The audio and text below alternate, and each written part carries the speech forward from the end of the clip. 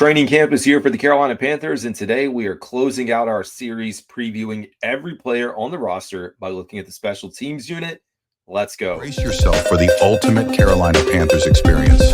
Welcome to Two Growls, One Roar, the podcast that hits harder than a Luke Kuechly tackle.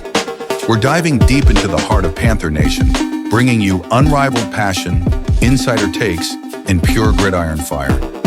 From Wilmington to the cosmos, this is your home for the fiercest football talk east or west of Charlotte. Welcome in, folks, to another edition of the Two Growls, One Roar podcast. Appreciate all you folks that have tuned in along the way as we completed the 90-man roster preview. Of course, this is the third year with us doing this and probably the most successful year and positive feedback that we've gotten along the way. Appreciate it. As always, does mean a lot. Does take a lot of time to record these and get these out, do the prep work to get you guys prepared. But I want to do everything I can to make sure you understand the Carolina Panthers roster as we head into training camp. Following this, we are going to discuss the 53-man roster. Way too early predictions, projections. So we will have that coming out, as well as a training camp preview with all the storylines going into training camp and what to watch for the Carolina Panthers. But without further ado, folks, let's go ahead and jump into our preview. We are kicking things off with, pun intended, the kicking competition between Ryan Fitzgerald and Matthew Wright. So another year, another situation where we have Harrison Mevis and Eddie Pinheiro last year with the kicking competition. Another kicking competition has brewed here in the Carolinas. Now, it's early. We know the Carolina Panthers have been using the very skinny goalposts to move around with all the construction going on. So we've heard some positive from Matthew Wright, a little bit, some negative, and of course, Ryan Fitzgerald, some highs and lows as well. Now, similar to last year, I would expect we have alternating days of these guys kicking. We know they're working on the side, but at least when the media is there and available and the reports that we're going to get. Eddie Pinheiro won the job last year. He is no longer in Carolina, remains unsigned up until this point. I have been keeping tabs on him. I'm one of the few that's a fan of him. He does follow me on social, so that's part of the reason why, but I am a supporter of him. We'll see where he lands, if he lands somewhere. With that said, we have a kicking competition again. If we can take anything from last year, my guess is that we maybe learn a little bit sooner than later who the winner is, and the Carolina Panthers decisively make a decision. Then again, they could extend this thing out. But benefit of going ahead and doing it earlier is you get an extra roster spot as you try to, add a skill position or someone else at another position that has more need than kicker. But we'll see. We'll let this thing play out. You do have Ryan Fitzgerald coming over from Florida State. Had a perfect season kicking last year with Florida State Seminoles. 14 of 14 on extra points and 13 of 13 on field goals. Solid production. Year prior, he had 90.5% field goal percentage, 19 of 21 on field goals. Before that, it was kind of bumpy, 60%, 76.9%, and 57%. So over the last 2 years, really figured it out. And, you go back and look at the production of the offense as well. He was 58 of 58 on field goals his junior season, 57 of 58 in the 2022 campaign, which was his sophomore year. So I do think this is a true competition. I don't know, as far as who's got the early lead. I would think they both come in with a clean slate. The one advantage, which we'll talk about Matthew Wright in a second, is the fact that Matthew Wright has kicked in the NFL. He has some experience with the kickoff rules in the game. So maybe there's a small opportunity that he gets the nod. But I'm excited to see this one unfold.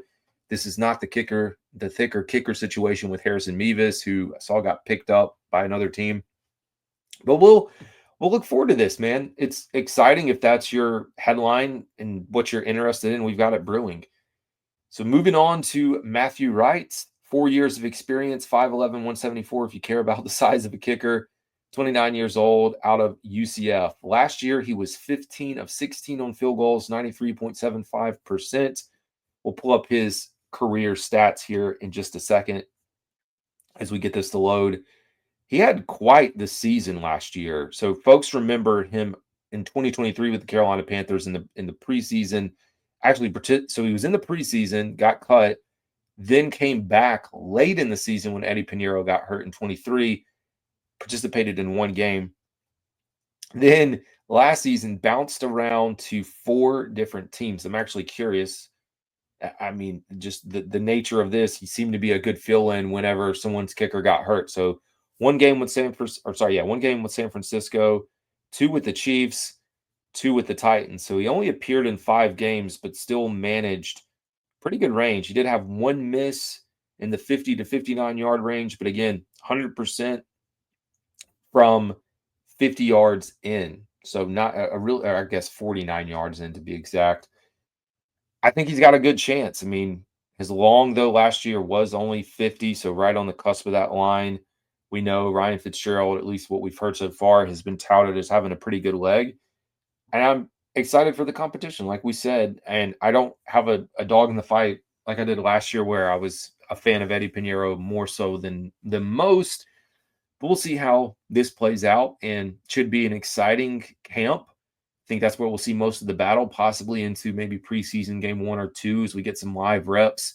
And I think the Carolina Panthers make a decision pretty early about what they want to do. Now, the longest tenured Carolina Panther, most active games, like all the accolades that you could imagine for long snapper J.J. Jansen, 18 years in the league out of Notre Dame, 6'2", 235, big. Think about playing in the middle.